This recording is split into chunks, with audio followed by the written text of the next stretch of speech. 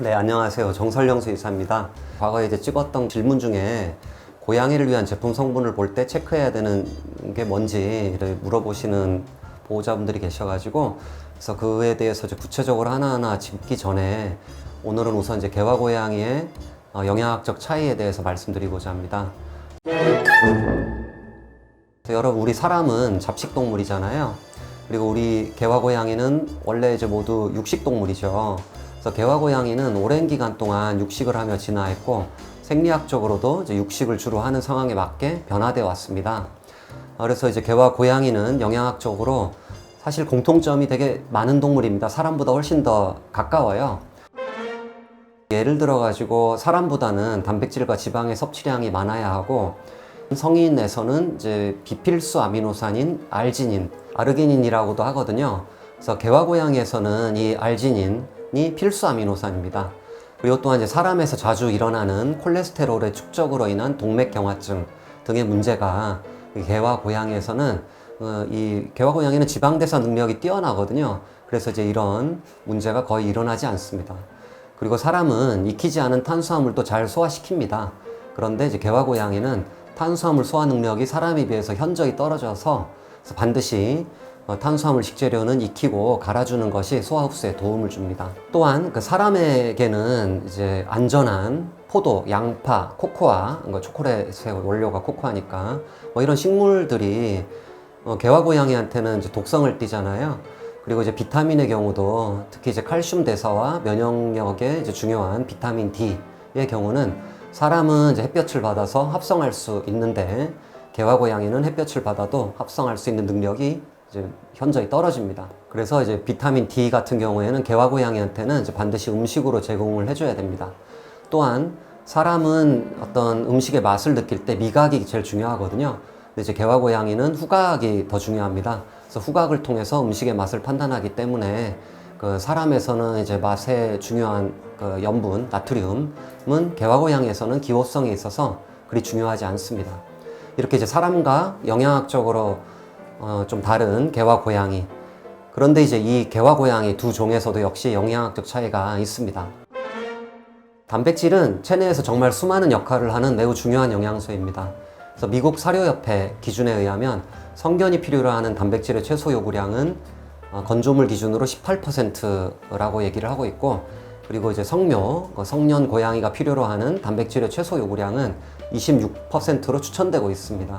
근데 여기서 이 최소 요구량은 적어도 이만큼 급여하는 것이 추천된다는 것으로 최소량인 것이지 충분한 함량을 뜻하는 권장량하고는 다릅니다.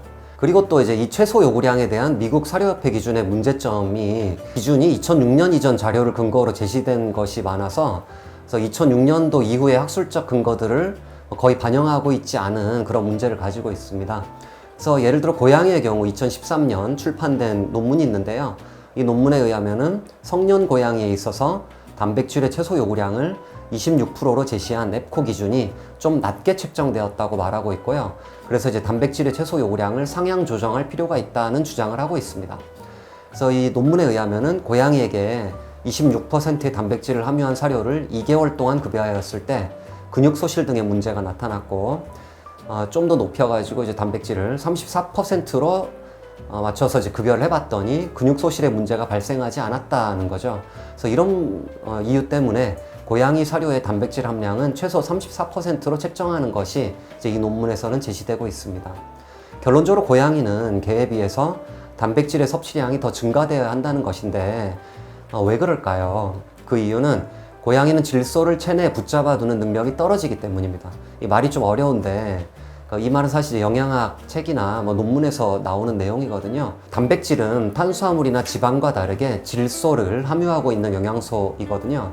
그래서 그 기본 단위는 아미노산인데 질소를 체내에 붙잡아 주는 능력이 떨어진다라는 말은 아미노산 대사의 효율성이 떨어진다는 것으로 이해하시면 되고, 또 쉽게 말씀드리면은 고양이는 단백질을 활용하는 능력이 더 떨어진다라고 이해하시면 됩니다.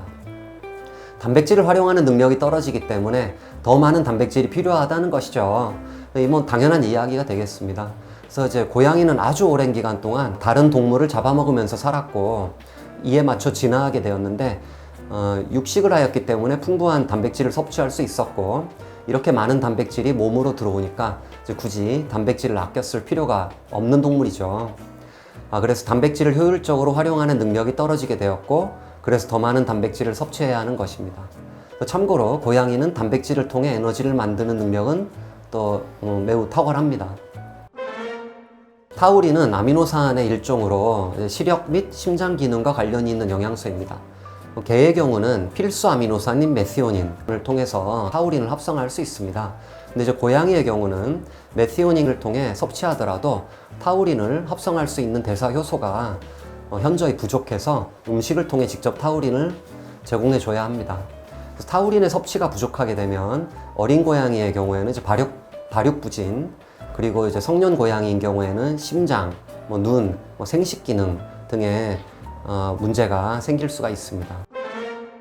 탄수화물은 이제 비필수 영양소로 에너지를 만드는 전분과 소화 흡수가 되지 않은 식이섬유 이제 두 종류가 있는데요. 그래서 전분의 경우는 섭취하게 되면 체내에서 포도당으로 변환돼서 에너지를 만들어내게 되고, 식이섬유인 경우에는 섭취하면 포만감을 주거나 장운동성을 촉진시키거나 또는 장내 미생물총의 먹이가 돼서 이제 우리가 흔히 말하는 이제 프리바이오틱스로 역할을 하기도 합니다. 근데 이제 개의 경우는 많은 양의 탄수화물을 섭취하더라도 이를 에너지로 변환시키는 대사 효소인 글루코키네이스 라는 효소가 이제 체내에 충분하게 있어서 이를 이제 탄수화물이 많이 들어오더라도 에너지로 잘 변환시키는 데 반해, 고양이의 경우는 전분을 에너지로 변환시키는 이 글루코키네이스라는 대사 효소가 불충분해서요, 에너지로 변환시키는 능력이 떨어집니다. 그래서 고양이는 이제 에너지원으로 탄수화물보다는 단백질과 지방을 제공해 주는 것이 훨씬 더 효율적입니다. 그리고 이제 문제는 너무 많은 탄수화물을 고양이에게 급여하는 것은 비만이라든가 당뇨 등의 문제를 야기할 수 있기 때문에 주의하는 것이 좋습니다. 비타민 A는 세포 성장, 눈 건강, 생식 기능, 항산화 기능 등 여러 가지 기능이 있는 필수 영양소입니다. 근데 이 비타민 A는 식물에서 공급받는 케로틴의 형태와 동물에서 공급받는 레티놀의 형태, 이 두 가지가 있습니다. 그리고 이제 레티놀의 형태가 바로 활성화된 비타민 A의 형태로 체내에서 레티놀을 가지고 우리가 이용을 해서 아까 말씀드린 그런 역할을 하게 됩니다. 그러니까 사람과 개의 경우는 이 케로틴이 많이 함유된 당근이라든가 고구마, 단호박 같이 이제 녹황색 채소들 섭취하게 되면은 이를 체내에서 레티놀로 변환시키는 능력이 있습니다. 그래서 이제 체내에서 이용할 수 있는데, 이제 고양이의 경우에는 식물에 많은 케로틴을 섭취하더라도 레티놀로 변환시키는 효소가 없습니다. 그러므로 고양이한테 고구마라든가 당근 같은 거를 섭취하더라도 체내에서 이용 가능한 비타민 A는 이제 섭취되지 않는 것과 같은 거죠.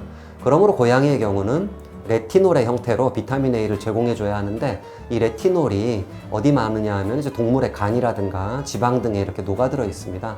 그래서 이제 여러분들이 고양이용 사료를 선택하실 때는 동물성 비타민 A가 들어있는지 여부를 반드시 확인하는 것이 필요합니다. 그리고 또 비건 사료 관련해 가지고 요즘에 이슈잖아요. 고양이에서 비건 사료, 채식 사료라고도 하잖아요. 그래서 채식 사료, 비건 사료는 동물성 원료를 넣지 않는 거다 보니까 고양이를 위한 비건 사료가 굉장히 만들기가, 이제 적용하기가 굉장히 어려운 이유 중에 하나가 되는 거죠. 이 비건 사료는 고양이에서는 제가 볼 때는 거의 구현하기가 거의 불가능합니다. 그리고 개의 경우는 굉장히 어렵습니다. 주식으로 급여하신다 그러면은 그 필수 영양소가 실제로 문제가 되지 않게 골고루 잘 함유되고 있는지 반드시 확인하실 필요가 있습니다. 비타민 D는 아까 이제 사람의 경우 햇볕을 통해 합성할 수 있지만 개와 고양이의 경우는 햇볕을 통해 합성할 수 없어서 음식으로 급여해야 한다고 말씀드렸습니다. 그래서 비타민 D를 제공하는 대표적인 식품이 버섯이라든가 간류, 대구 간류, 또는 연어, 달걀, 노른자 등인데, 여기서 이제 버섯과 같이 식물에서 유래된 비타민 D를 얼고칼시페롤 또는 비타민 D2라고 하고요. 그리고 간류라든가 연어라든가 노른자 등에서 유래된 비타민 D를 콜레칼시페롤, 그래서 다른 말로 비타민 D3라고도 합니다.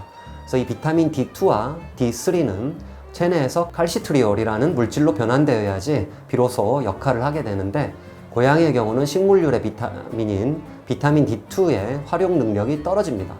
그러므로 고양이한테는 이제 식물류의 비타민 D를 주는 것보다는 동물류의 비타민 D를 제공하는 것이 좋습니다. 참고로 이 비타민 D는 부갑상선 호르몬 조절을 통해서 칼슘인 대사에 이제 관여하게 되는데, 근데 최근에는 이 비타민 D3의 항암 효과 그리고 이제 면역 증진 효과가 많이 부각되고 있어요. 그래서 특히 이제 최근에 전 세계적으로 유행한 이제 코로나 바이러스로 인한 그러니까 사망률 감소에도 비타민 D가 도움을 준다라는 논문이 굉장히 많이 나왔거든요. 그래서 이제 반려동물뿐만 아니라 여러분들도 비타민 D를 충분히 섭취하시기를 권장드립니다. 나이아신은 비타민 B의 일종으로 비타민 B3라고도 합니다. 그래서 나이아신은 이제 간이라든가 유제품, 생선 등에 상대적으로 풍부한 영양소고요. 개의 경우에는 이제 트립토판이라는 필수 아미노산을 통해서 장에서 합성할 수 있습니다.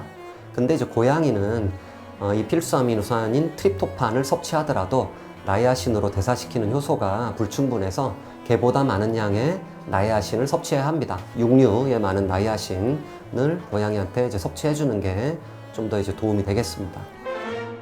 지방에는 포화지방과 불포화지방이 있습니다.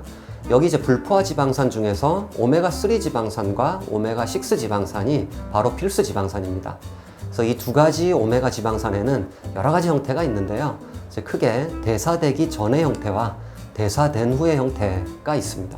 그래서 대사되기 전의 형태는 주로 피부 건강과 관련이 있고, 대사된 후의 형태는 주로 면역 기능 또는 염증 조절 기능과 관련이 있습니다. 대사되기 전의 형태는 대부분 식물성 기름에 많이 함유되어 있고, 주로 이제 홍화씨유라든가 보라지유, 옥수수유, 면실유, 콩기름, 참기름 같은 기름에는 오메가6가 많이 들어있고요. 들기름이라든가 아마씨유, 햄프씨유 이런 기름에는 오메가3가 더 많이 들어있습니다. 그래서 대사되기 전의 형태인 이들 식물성 기름은 피부 발달과 피부 보습 등에 이제 매우 중요합니다. 그래서 특히 이제 오메가6 지방산이 이제 피부 질환이라든가 피부 건강에 이제 도움을 주는데요. 근데 이들 식물에서 유래된 오메가 지방산을 섭취하게 되면 개와 사람의 경우는 체내에서 대사된 형태로 변환되는데, 예를 들어 오메가6 지방산의 경우는 아라키돈산이라는 물질로 변환돼서 이제 염증 반응을 매개하는 역할을 하게 되고요. 오메가3 지방산이 많은 식물 기름을 섭취하게 되면은 결국 체내에서 EPA와 DHA로 변환되어 항염증 작용과 혈류 개선 작용을 하게 됩니다. 그런데 이제 고양이의 경우는 식물성 기름을 면역 작용과 관련이 있는 아라키돈산과 EPA, DHA로 변환시키는 효소가 거의 없습니다. 그러므로 고양이에서 내과 질환을 앓거나 하여 항염증 작용을 위한 목적으로 오메가3 지방산을 급여한다면 식물성 기름을 급여해서는 안 되고요. EPA와 DHA를 직접적으로 함유한 어유라든가 크릴류 등을 급여하는 것이 도움이 되고, 아마씨유라든가 들기름 이런 것들은 먹여봤자 이제 항염증 작용에 도움이 되지 않습니다. 그리고 추가로 사료에 동물류의 오메가 지방산이 없고 식물류의 지방산만 함유하고 있다면 고양이의 경우는 필수 지방산 결핍으로 인한 문제가 발생할 수 있습니다. 그래서 이 역시도 마찬가지로 이제 비건 사료를 고양이한테 적용하기가 매우 어려운 이유 중에 이제 하나가 됩니다. 그리고 추가로 사람과 개에서는 아까 식물성 오메가3를 급여해도 EPA, DHA로 이제 변환시킬 수 있다라고 말씀드렸는데, 근데 그 변환율이 굉장히 소량이거든요. 예를 들어가지고 사람인 경우에는 한 100 정도 먹으면 한 10 정도 변환시킬 수 있고, 개의 경우는 100 정도 먹으면 한 4 정도밖에 변환을 못 시켜요. 고양이는 제로에 가깝고. 그래서 이제 여기서 이제 개와 고양이에 대한 차이를 말씀드리면서 강아지는 그런 능력이 있다라고 말씀드렸지만 사실은 그 능력이 떨어집니다. 고양이는 없다고 봐야 되고, 이제 이런 차이는 좀 감안하고 이해를 해주셨으면 감사하겠습니다. 오늘은 개와 고양이의 영양학적 차이에 대해 간단히 살펴보았습니다. 감사합니다.